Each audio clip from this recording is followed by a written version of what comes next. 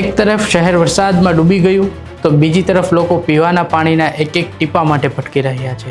વીજળી નથી, પીવાનું પાણી નથી, ઘરોમાં બાળકો અને વૃદ્ધો ફસાયેલા છે. સવાલ એ છે કે વરસાદ બંધ થયાના 2 દિવસ પછી પણ લોકો આ હાલતમાં કેમ? જોઈએ સુરતના માગોબ વિસ્તારમાં આ હાલ વરસાદ બાદ શું સ્થિતિ છે. નમસ્કાર, આપ જોઈ રહ્યા છો ચક્રવાત ન્યૂઝ. હું આપની સાથે રોના.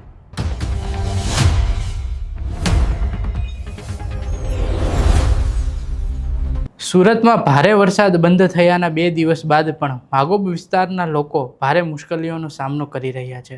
વિસ્તારમાં હજુ પણ અનેક જગ્યાએ પાણી ભરાયા છે, જ્યારે વીજ પુરવઠો પણ ખોરવાઈ ગયો છે.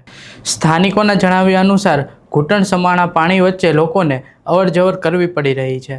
પીવાનું પાણી ન મળતા લોકોએ 2-2 કિલોમીટર દૂરથી પાણી લાવી રહ્યા છે.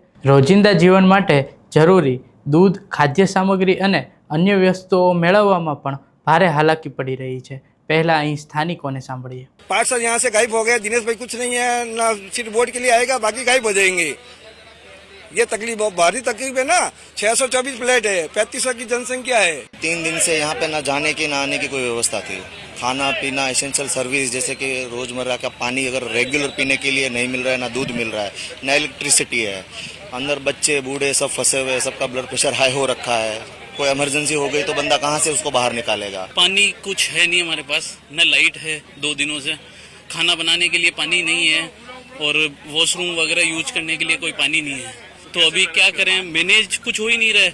इधर उधर से लेके जितना पानी ले सकते थे यूज किया. अभी आज बाटला लेके वहाँ से आए, देखो कोई आश्वासन नहीं है, कोई रिप्लाई नहीं है. कल से हम बोल रहे हैं सिर्फ पानी की व्यवस्था कर दो आप. સ્થાનિકોનો આક્ષેપ છે કે તેમણે અનેક વખત સંબંધિત અધિકારીઓ અને જનપ્રતિનિધિઓને રજૂઆત કરી છે, છતાં હજુ સુધી કોઈ અસરકારક કાર્યવાહી કરવામાં આવી નથી. લોકોનું કહેવું છે કે ચૂંટણી સમયે વચનો આપવામાં આવે છે, પરંતુ મુશ્કેલીઓના સમયમાં કોઈ મદદે આવતું નથી. બીજી તરફ વીજળી ન હોવાને કારણે ઘરોમાં બાળકો, વૃદ્ધો અને દર્દીઓ સૌથી વધુ પરેશાન થઈ રહ્યા છે. જો કોઈ તાત્કાલિક તબીબી પરિસ્થિતિ સર્જાય તો લોકોને બહાર કાઢવામાં પણ મુશ્કેલી પડી રહે છે. સ્થાનિકોનું કહેવું છે કે છેલ્લા ઘણા વર્ષોથી દર ચોમાસે આ વિસ્તારની સ્થિતિ આવી જ રહે છે. વરસાદ પડે એટલે પાણી ભરાય, વીજળી ખોરવાય અને પીવાના પાણીની સમસ્યા સર્જાય, છતાં આજ સુધી કોઈ કાયમી ઉકેલ આવ્યો નથી. અહીં તમે આખી ઘટના સાંભળી.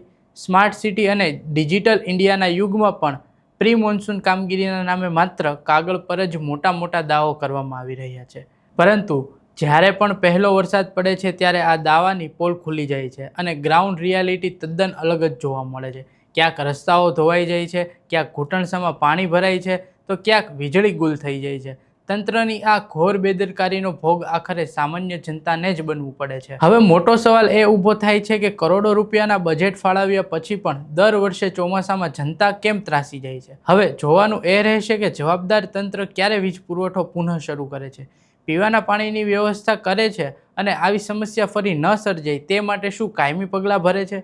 તમારા શહેરમાં કે તમારા વિસ્તારમાં અત્યારે વરસાદી માહોલ વચ્ચે કેવી પરિસ્થિતિ છે? તંત્રની કામગીરી તમે કેટલા સંતુષ્ટ છો?